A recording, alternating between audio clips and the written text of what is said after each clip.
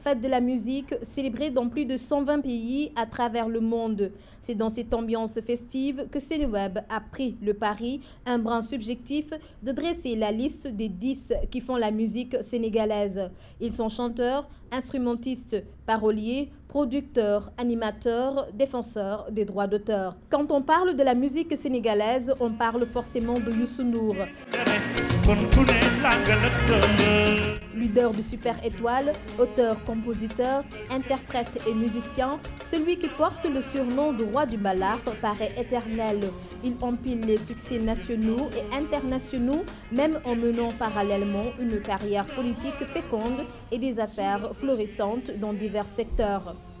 Après Youssou N'Dour, nous avons Baba Mal. Il est à la musique ce que Senghor était à la négritude. Le trait d'union entre la tradition et le modernisme. Le champion de l'ouverture dans l'enracinement. Celui qui parle la langue du passé dans le langage du présent.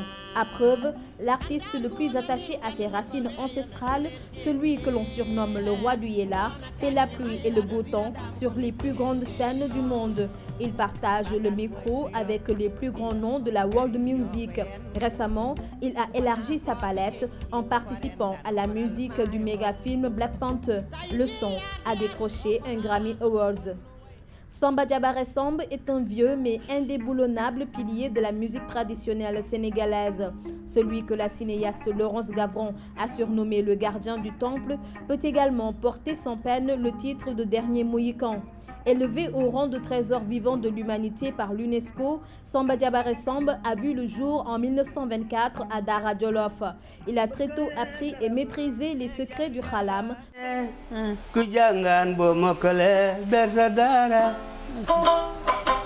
Son instrument de prédilection. De cet ancêtre de la guitare, Samba Diabaré Samb parle comme un poète de sa muse. Il a le pouvoir de galvaniser les contemporains en faisant revivre les beautés de notre continent. Il faut le talent, mais aussi être possesseur d'un don pour maîtriser le khalam. C'est un instrument d'une complexité déroutante. Difficile de lui contester l'étiquette phénomène de la musique sénégalaise. Wally Ballago Seck a réussi en un laps de temps à se faire une place au soleil. Et quelle place! Il est le chouchou des groupies. Ses soirées se tiennent à guichet fermé. Ses concerts attirent les foules et son style vestimentaire atypique inspire. À 34 ans, le fils de John Seck a su imposer sa patte dans la musique sénégalaise. La musique sénégalaise, ce n'est pas que le Mbalax. Le hip-hop a aussi sa part. Et le précurseur de ce genre musical est DJ Awadi avec Degeti, son ancien compagnon du PBS, groupe fondé en 1989.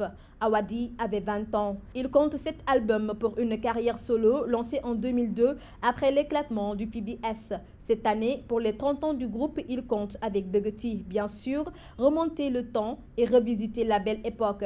Mais c'est juste pour le prestige et pour le symbole. Awadi semble trop occupé par les activités du studio Sankara, sa boîte de production fondée en 2003. Si certains artistes préfèrent écrire eux-mêmes leurs chansons, d'autres font souvent appel à des paroliers. L'un des plus cotés sur le marché est sans doute Biram de Kundiaï. Poète à la plume savoureuse, auteur de plusieurs recueils dont Dekil Talif, il a écrit pour des sommités comme Youssou N'Dour, Baba Mal, Alioune Binder, Kiné Lam, entre autres. Qui parle de musique parle également de production, conception, diffusion, promotion, management. Au Sénégal, Prince Art a su tirer son épingle du jeu dans le milieu du showbiz. Créé en 2007, le label a hérité du riche patrimoine de Djololi de Youssou N'Dour, son ancêtre. Elle a à son actif plus de 500 chansons et une dizaine de téléfilms et de concerts. Pape Diouf, Titi, Aïda Samb, entre autres têtes de gondole de la musique sénégalaise, figurent parmi ses prises.